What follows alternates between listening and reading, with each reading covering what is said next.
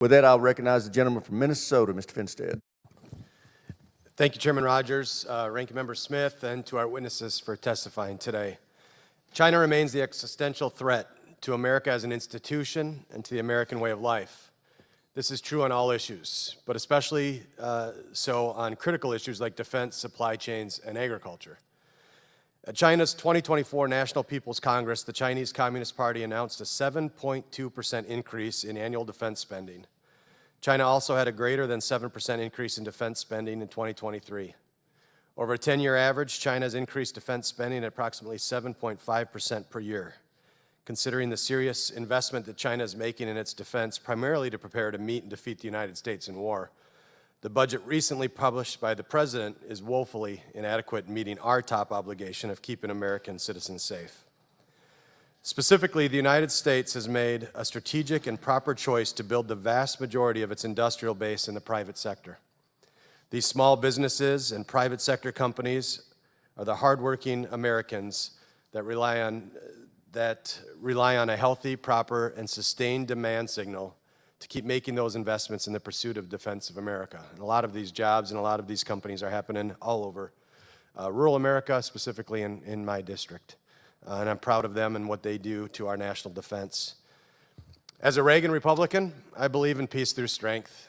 Our ability to project strength originates from the industrial base. We must invest more in America.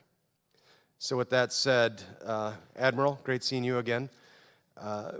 With the combination of the scarcity of resources and your growing needs and requirements, how badly do you feel the squeeze and vulnerabilities from the defense industrial base on your supply chain efforts?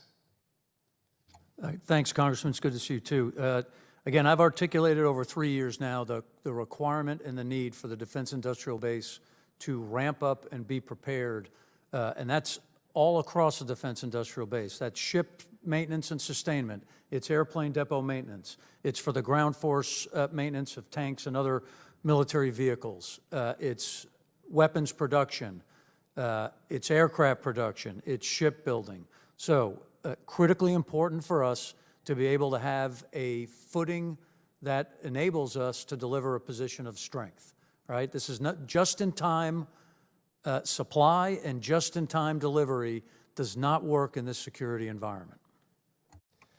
Thank you for that. And I will just tell you, having the honor to travel all over my district and talk to the folks that are working in this space, the signals that we here in this body that can send out to the countryside gives them the security to invest in those needed professions, whether it's the welders, the pipe fitters, the plumbers, whatever it may be. But it also gives that signal to our job providers that there is work to be had, and it's a good long-term proposition for them to invest in.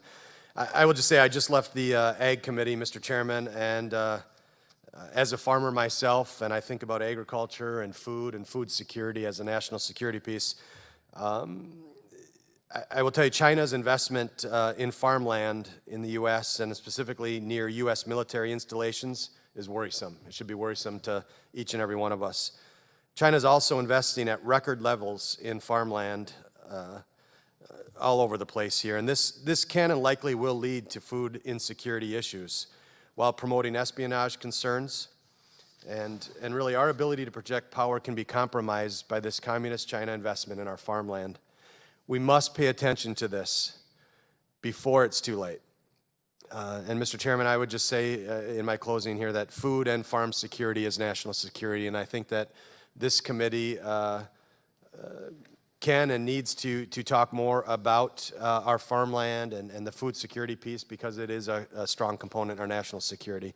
So I appreciate all of you being here today. I appreciate the service and the work that you do for our men and women and for our country. So with that, Mr. Chairman, I would yield back. And Congressman, if I can make, Certainly. So, Congressman, you're highlighting the Chinese approach, which is all forms of their national power to deliver an advantage for their objectives. So that's point one. Point two, and I should have said this, the supplemental is so important because it does have in it those things that you described in the form of the industrial base, $3 billion. And I thank the chairman and the committee for supporting that. That is a great start to getting us back on track, and I thank you, Chairman.